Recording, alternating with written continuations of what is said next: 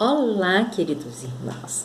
Aqui é a Rafaela e estou aqui de volta com vocês para conversarmos um pouquinho mais sobre o Evangelho segundo o Espiritismo. Continuando no capítulo 1, Não vim destruir a lei, nós falamos de Moisés com os 10 mandamentos, nós falamos de Jesus e agora vamos falar do Espiritismo, que são os itens 5, 6 e 7 do capítulo 1. Então, vou ler para a gente.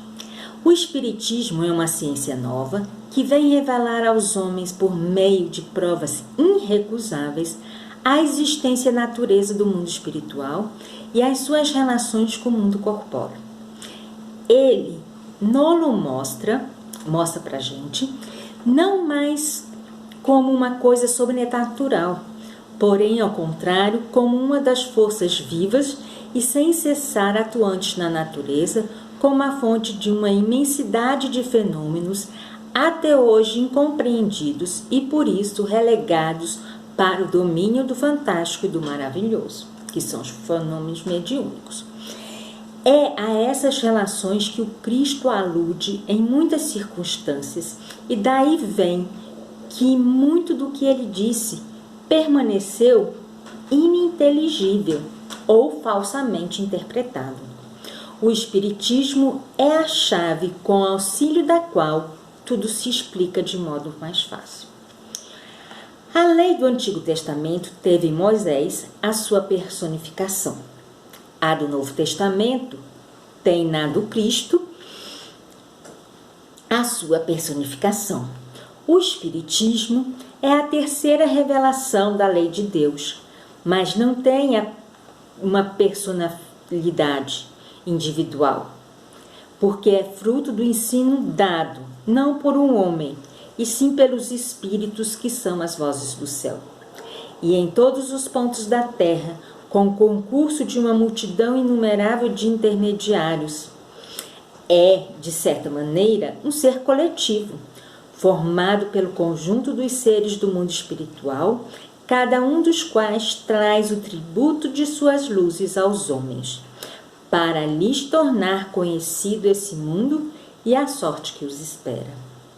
Assim como o Cristo disse, não vim destruir a lei, porém cumpri-la, também o Espiritismo diz, não vem destruir a lei cristã, mas dar-lhe execução. Nada ensina em contrário ao que ensinou Cristo, mas desenvolve, completa e explica em termos claros e para toda a gente o que foi dito apenas de uma forma alegórica. Vem cumprir nos tempos preditos o que o Cristo anunciou e preparar a realização das coisas futuras. Ele é, pois, obra do Cristo, que preside, conforme igualmente anunciou, a regeneração que se opera e prepara o reino de Deus na terra. O Evangelho segundo o Espiritismo, tá? Ele pode ser resumido como um conjunto da explicação das máximas morais do Cristo, em concordância com o Espiritismo, porque acreditamos no mundo espiritual e a comunicação entre os espíritos que vieram trazer a sua mensagem e suas aplicações às diversas circunstâncias da vida.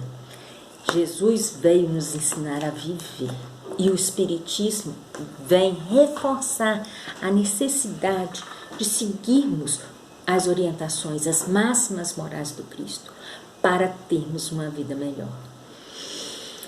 Por isso que o Espiritismo não destrói lei nenhuma, mas, pelo contrário, ele reforça que cada um de nós temos que observar as leis do Cristo, as leis de Moisés, a lei de amor, que é a lei maior. Mas, ao mesmo tempo, para não deixar a gente apavorado, eu não vou ser um Cristo para ser massacrado, ser crucificado e ainda falar, Pai, perdoa eles porque eles não sabem o que fazem.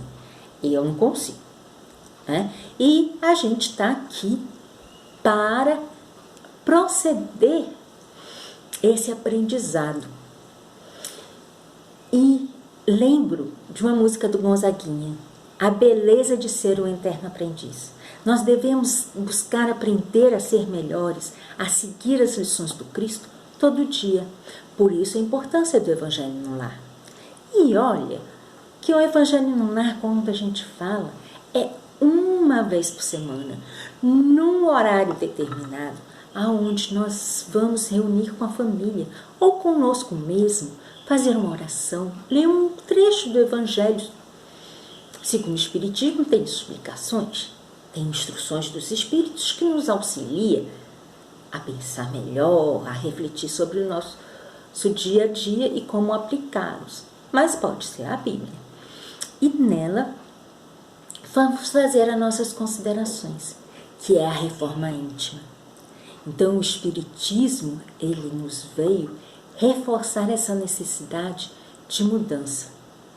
Porque só iremos seguir as mensagens do Cristo se mudarmos. Porque não adianta eu dizer que perdoo aquele que me machucou se eu fico com um rancor dele. Não adianta. E a lição do Cristo é amar a todos. Então eu tenho que desejar o melhor para outra pessoa, independente do que ele fez. Então, dessa forma, às vezes, eu digo que eu acabo sendo um pouquinho egoísta no sentido de eu vou procurar fazer o melhor para mim, que é não ficar com raiva, que é não ficar com rancor, que é procurar compreender o outro sem levar aquilo em nível pessoal. E isso, o Espiritismo, com os seus ensinamentos, nos auxilia. E o Evangelho segundo o Espiritismo, que a gente está conversando agora, semanalmente ou quinzenalmente, nos leva a perceber que todos temos pontos bons e pontos não tão bons. E que estamos todos com essas condições de nos melhorarmos. Precisamos ter vontade. O Espiritismo, como diz o codificador, ele reuniu informações dessa egrégore de espíritos superiores no Pentateuco, através de Kardec e dos médiuns, trazendo provas irrefutáveis da existência do plano espiritual, dessa influência que existe e que nós somos espíritos encarnados, que desencarnamos e reencarnamos com o intuito de progredir, aprender, pois somos eternos aprendizes. Eu vou ficando por aqui hoje. A próxima vez a gente continua falando do capítulo 1 e desejo a todos muita paz e fé que Deus está no controle de todos e que o reino de Deus está se chegando aqui nesse planeta e nos nossos corações, porque o reino de Deus é um momento de felicidade. Que assim seja.